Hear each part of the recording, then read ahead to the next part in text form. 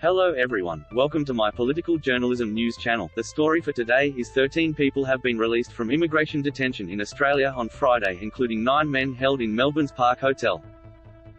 Refugee advocates say the men were freed without any explanation for their release, after some of them had spent up to 9 years in detention. Mohammed Jamal said he and 8 others had been allowed to leave the Park Hotel in the inner Melbourne suburb of Carlton. Today me and 8 other get released from Park Hotel with the help of community support, but still some of our friends are locked inside, he tweeted on Friday evening.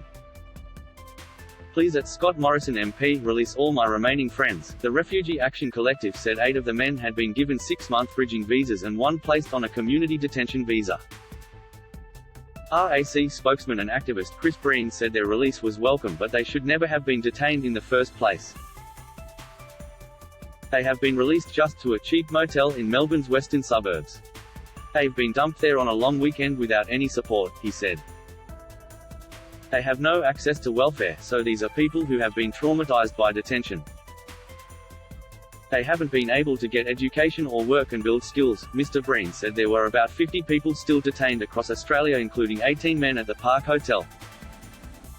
He said another person was released from a different detention centre in Melbourne on Friday, as well as 3 people who were released from a centre in Brisbane.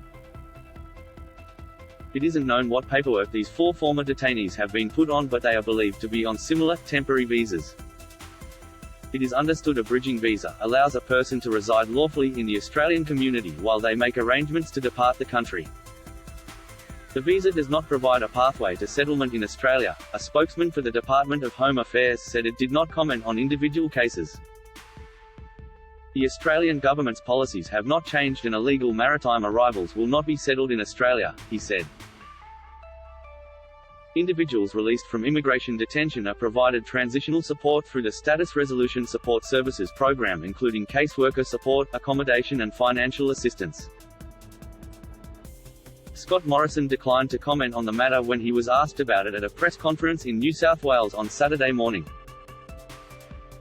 I will leave that to the Home Affairs Minister, he said. Australia's tough asylum seeker policies came under an international spotlight earlier this year when tennis star Novak Djokovic was briefly held in immigration detention with the other detainees at the Park Hotel. That is all for today news. Thank you for watching to my channel. Please be sure to leave your comment and subscribe below for more news update.